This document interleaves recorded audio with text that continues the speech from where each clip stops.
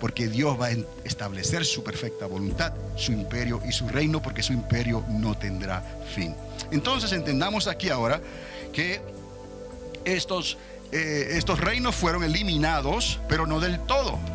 Dice ahí, les fue concedida una prolongación de la vida, ¿no?, por un tiempo determinado, hasta el fin de los tiempos. ¿Estamos?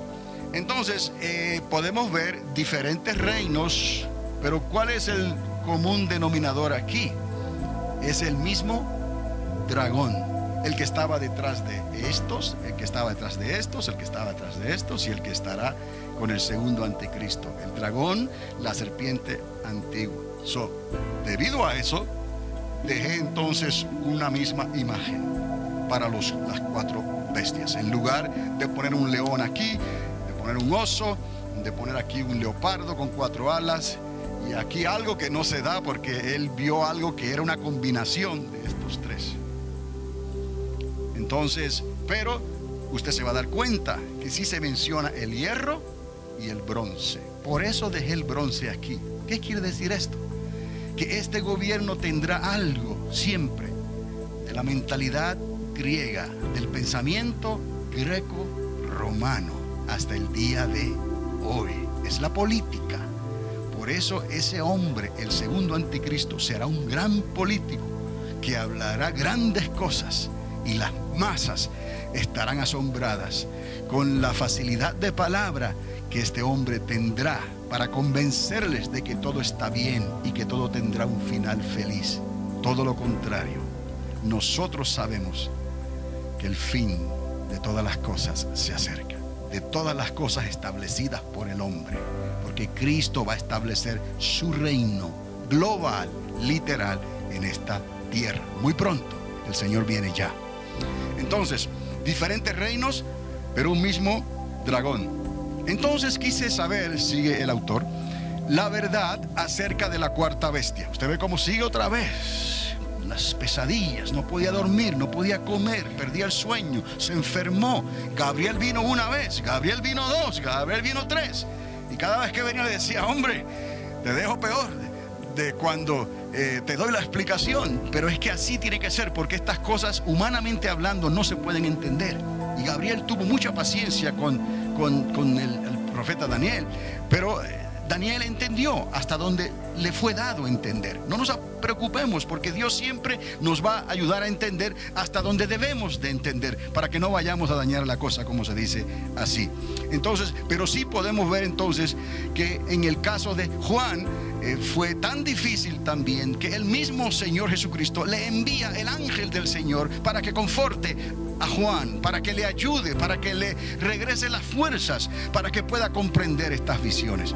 Y para eso, si tuvo que encerrarlo en la isla de Patmos, ahí exiliado, solo, Dios lo hizo, pero valió la pena. No nos preocupemos por lo que tengamos que pasar nosotros en este tiempo. Si lo estamos haciendo para el Señor, crea, valió la pena y tendremos la recompensa. Entonces esta 4ª bestia era diferente de todas las demás y en gran manera terrible, con sus dientes de hierro y sus garras de bronce. Ahora entendemos, aquí hay algo. Para el buen entendedor, con pocas palabras basta. ¿Tiene dientes de qué? Hierro se relaciona con Roma, fuerte. Pero tiene garras de qué? De bronce. Y el bronce se relaciona con Grecia. Entonces, de aquí para allá están corriendo en la misma patineta, ¿ok? Hasta los días de hoy. Y garras de bronce, y que devoraba, desmenuzaba y hollaba los restos con sus pies. Y la verdad acerca de los 10 cuernos que tenía en su cabeza y del otro cuerno que había surgido. Aquí me detengo por un momento, porque aquí hay algo muy interesante que quizás si usted no se percibe de esto, porque tiene que verdaderamente leerlo varias veces, leer Daniel, leer Apocalipsis, leer Daniel, leer Apocalipsis, y a ver hasta que se da cuenta de que en el libro de Apocalipsis se habla de bestias que salen del fondo del mar o del abismo, pero se habla de una manifestación de bestias que tienen 7 cabezas. Pero Daniel no ve 7 cabezas. Él ve una. Entonces, aquí hay algo, porque Dios no deja las cosas así por llenar un espacio en la página. En el pensamiento rabínico todo es conectado, ni una jota, ni una tilde, ni un punto, ni una coma. Y Jesús fue el que confirmó eso, nuestro Señor Jesucristo. Entonces, aquí hay algo que tenemos que recordar. Cuando esa bestia que representa el dragón que es lanzado del cielo, dice la misma escritura que se para en la orilla del mar. Se para en la orilla del mar, como si tuviera dos pies. Se para, se detiene en la orilla del mar, para ver entonces la bestia que sube del mar, que tiene 7 cabezas, manifestarse. Posiblemente lo que está ocurriendo aquí es que Daniel en sus sueños y visiones está viendo esta terrible bestia que representa el imperio del diablo como una entidad, como una persona con 10 cuernos, una cabeza con 10 cuernos. Cuando es lanzado entonces del cielo, es lanzado como dragón, y en un momento dado ese dragón se para en la orilla de la playa. El diablo no está dividido, el diablo no tiene muchas cabezas. ¿Cuántas cabezas tiene?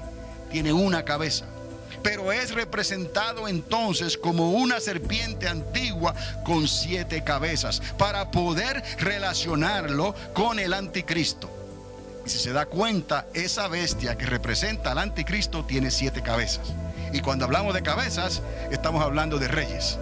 Cuando hablamos de cuernos, estamos hablando de reyes. ¿Me explico? Cuando hablamos entonces de aquella otra bestia que sale de la tierra con 2 cuernos, estamos hablando de 2 personajes que representan al falso profeta. Entonces, de esta manera podemos entender y atar los cabos aquí, en caso de que usted se tropiece aquí con ese versículo y se dé cuenta de que la bestia que vio el profeta Daniel tenía una cabeza, pero tenía 10 cuernos.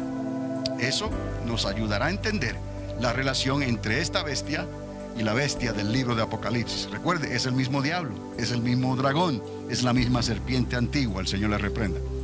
Entonces, y la verdad acerca de los 10 cuernos que tenía en su cabeza, una, y del otro cuerno que había surgido, delante del cual cayeron 3 de ellos. Y aquí podemos confirmar todo esto, porque Juan ve lo mismo, y la fórmula que Juan ve, la ecuación de Juan, también da lo mismo.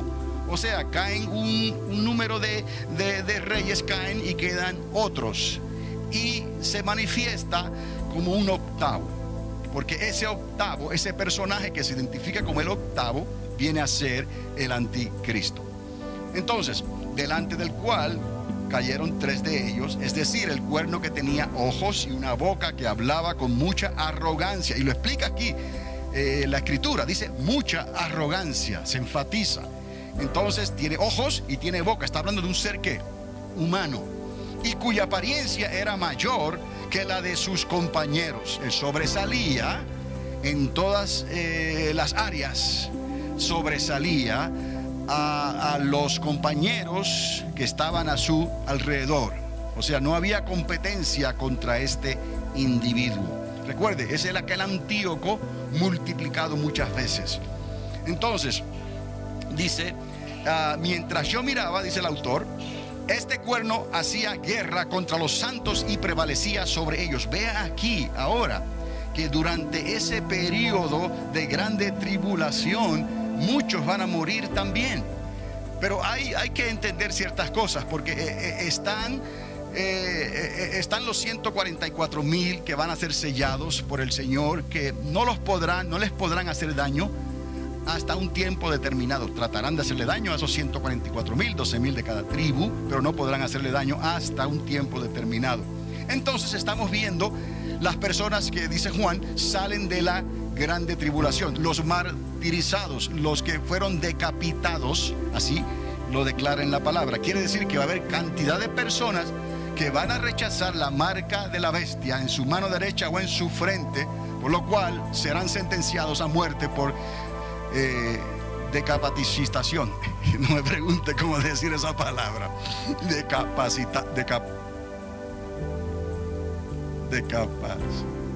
Decapitación, decapitados, les cortarán la cabeza.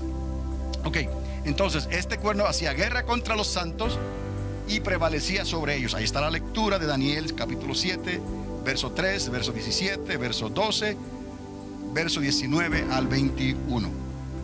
Seguimos. En el tiempo señalado, quiere decir que hay un tiempo señalado para todo. Volverá y entrará en el sur, Egipto. Y ahora, vea esto, porque la misma escritura se refiere, pero esta última vez no resultará como la primera. ¿Qué nos indica esto? Esto nos está hablando de que aquel Antíoco fue la primera. ¿Me explico? En el año 167, más o menos, antes del nacimiento de nuestro Señor Jesucristo. En aquel entonces, ¿recuerdan la historia que le hice del círculo? De aquel general romano que le dijo a Antíoco, ven acá. No, aquí no es democracia. Es un ejemplo. Antíoco está pensando democráticamente. Tengo que preguntarle a mis líderes si voy a desistir de atacar a Egipto.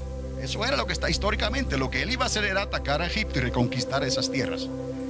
Ahí está la historia de Cleopatra y Marco Antonio más adelante. El asunto es que democráticamente Antíoco no pudo responderle, porque aquel general, que es hierro romano, le dibujó un círculo alrededor y le dijo: de aquí tú no me sales hasta que tú no me digas si vas o no vas. Obviamente es como decirle: ves pero no vayas, porque el general estaba allí para evitar que Antíoco fuera a atacar a Egipto, porque Roma tenía otros intereses con Egipto. Entonces, esa es la historia. En ese primer instante, Egipto escapó. Puede ver ahora que dice aquí: en el tiempo señalado, hoy, volverá y entrará en el sur, que es ¿quién? Egipto otra vez, pero esta última vez, este tiempo, estamos hablando de hoy. ¿Está conmigo? ¿Qué dice? No resultará como la vez primera. En otras palabras, en aquel entonces Antíoco desistió, aquel anticristo desistió. Ok, está bien. Y Egipto escapó. Pero en esta ocasión que viene, Egipto no escapará. Y vamos a entender por qué. Porque este segundo anticristo necesita de las riquezas de Egipto. Y aquellos que hemos estado en Egipto sabemos las riquezas que hay en Egipto. Nada más de pensar en las pirámides, en el museo, usted se puede dar cuenta de las grandes riquezas incalculables que hay en ese reino.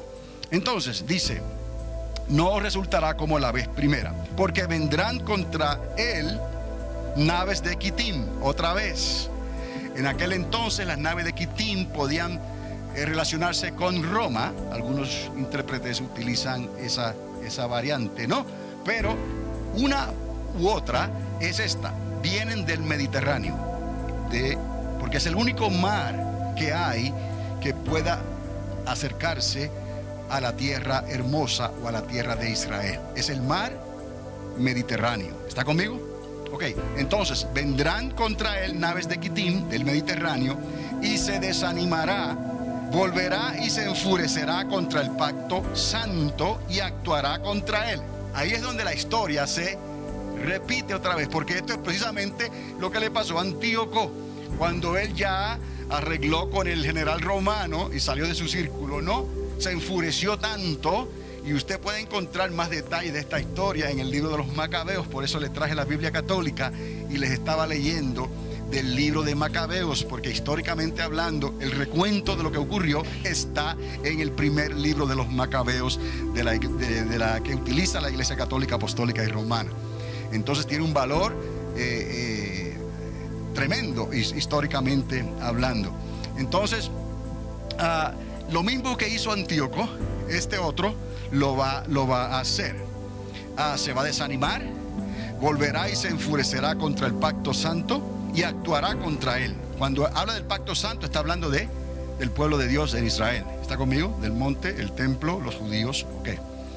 Volverá pues y favorecerá a los que abandonen el pacto santo. Ve ahí que la apostasía no se limita solamente a los cristianos. ¿Está conmigo? Le damos tiempo a los niños para que se sienten y aprovechen esta enseñanza, como ellos puedan entender también con las ilustraciones. Entonces nos damos cuenta aquí que la apostasía en realidad no es nada nuevo tampoco. Es el espíritu de apostasía que va a sobreabundar en este tiempo final. Pero ya en el caso de los judíos, para el tiempo de Antíoco hubo apóstatas. Y en el caso que viene, entre los mismos judíos también habrá quienes apostaten de la fe. Entonces, el anticristo va a favorecer a aquellos que apostaten contra el judaísmo y contra el cristianismo. Y de su parte, ¿de la parte de quién? De la parte del anticristo, se levantarán tropas, profanarán el templo, santuario fortaleza, es la palabra también que se le da en el original, santuario fortaleza. Recuerde, ahí donde van a estar esos dos testigos. Abolirán el sacrificio perpetuo y establecerán la abominación de la desolación. Se repite la historia, lo mismo que hizo Antíoco. Este segundo anticristo lo va a realizar dentro del templo. Por eso el templo a la mitad de la semana será ¿qué? Profanado. ¿Está conmigo? Ok. Con halagos hará apostatar, comprará con corrupción. Es como decimos aquí, le dará con la mordida, ¿no? Comprará con corrupción a los que obran inicuamente hacia el pacto. Mas el pueblo que conoce a su Dios se mostrará fuerte y actuará. Se repite la historia. En aquellos días, los hijos de Simón de Judá, los macabeos, recuerda que hay una interpretación que los decreta como martillo, ¿no? Los macabeos se levantaron contra ese gobierno helenístico que se estableció por el primer anticristo. De la misma manera, el pueblo que conoce a su Dios se mostrará fuerte y actuará. ¿Por qué sabemos? Obviamente no es la iglesia, porque nosotros no vamos a estar aquí. No es con espada, no es con ejército. Ya no nos toca a nosotros sacar las armas, ¿no? Esta guerra se ganó sin disparar un solo tiro. La ganó el Señor con la espada que sale de su boca. Pero hay un pueblo que está escondido, ¿dónde? Al otro lado del Jordán, que Dios le da las alas del gran águila, los saca, ¿no?, de las garras del dragón que se levanta contra ellos y los esconde por un periodo de 3 años y medio. Lo estudiamos ya, ¿recuerda? Israel será escondido, la iglesia es levantada, nos vamos, e Israel es escondido. Ese pueblo que conoce a quién, a su Dios, se mostrará ¿qué? Fuerte y actuará. Y los entendidos entre el pueblo instruirán a muchos. Se hablarán, se enseñarán, porque ya los tiempos para ellos proféticos se han cumplido o se están cumpliendo. Dice otra profecía que mirarán al que traspasaron y creerán. Sin embargo, durante muchos días caerán a espada y a fuego, en cautiverio y despojo. Lo mismo que ocurrió en los días del primer anticristo. Hay una grande persecución, hay un tiempo de angustia de Jacob y muchos van a morir. Eso es inevitable. Cuando caigan, recibirán poca ayuda, obviamente. Y muchos se unirán a ellos hipócritamente. Esto es tremendo. Cuando hay un gobierno que es controlador, un gobierno que es global, que te estarán chequeando por internet, te estarán chequeando por satélites, te estarán chequeando por dónde entras, cuando sales y todas esas cosas. Es terrible cómo un gobierno global puede tener control de sus ciudadanos, porque serán entonces ciudadanos que globales. Hay grande preocupación y grande calamidad. Solo aquellos que resistan el ponerse la marca, resistan al anticristo, al falso profeta, solo ellos podrán escapar en realidad. ¿Pero a qué precio? Serán entonces apresados, serán enjuiciados y serán ejecutados. Entonces dice, cuando caigan recibirán poca ayuda y muchos se unirán a ellos hipócritamente. También algunos de los entendidos caerán a fin de ser refinados, depurados y emblanquecidos. Quiere decir que muchos fieles también serán probados durante ese tiempo, hasta el tiempo del fin. Está determinado que va a llegar un tiempo final, porque aún está por venir el tiempo señalado. Ahora, vea otra vez, el rey hará lo que le plazca. Y aquí al anticristo lo identifican como un rey. Lo están poniendo como aquel emperador romano, Julio César. Le hacen una estatua, le hacen una imagen. Tiene un falso profeta, tiene un sistema religioso que es engañoso y que recompensa a los apóstatas. ¿Para qué? Porque sus propósitos son cambiar los tiempos y la ley. cambiar los tiempos y la ley del judaísmo y cambiar los tiempos y la ley del evangelio del reino de los cielos. Por eso el diablo, el Señor le reprenda, se puede vestir como ángel de luz y traer otro evangelio que no es el evangelio del reino. Y para poder perseverar hasta el fin necesitamos la clave, la llave, el Espíritu Santo de Dios que Cristo envió en nosotros para poder llegar hasta el fin de esta carrera, o por lo menos llegar hasta la parte que nos corresponde, porque de ahí para allá que Dios reparta suerte. Pero yo y mi casa serviremos al Señor, y yo quiero estar preparado para esa trompeta final, porque en ese momento, en un abrir y cerrar de ojos, seremos transformados. Y Dios entonces nos llevará a su presencia. Entonces, el rey hará lo que le plazca. El anticristo hace, lo que quiere decir es eso, anticristo. Se enaltecerá y se engrandecerá sobre todo Dios, y contra el Dios de los dioses dirá cosas horrendas. Él prosperará hasta que se haya acabado la indignación. Recuerde, esto es un tiempo de indignación que ha comenzado para el pueblo de Dios hace muchos milenios atrás, siglos. Pero para la iglesia de Cristo esta indignación también comenzó desde el tiempo en que Dios estableció el reino de los cielos en esta tierra. Desde el tiempo de Poncio Pilato, desde el tiempo de los romanos comenzó una indignación contra la iglesia de Jesucristo. Eso también tiene un tiempo determinado que se va a cumplir. Entonces, este anticristo dirá cosas horrendas, prosperará hasta que se haya acabado la indignación, porque lo que está decretado se va a cumplir. No le importa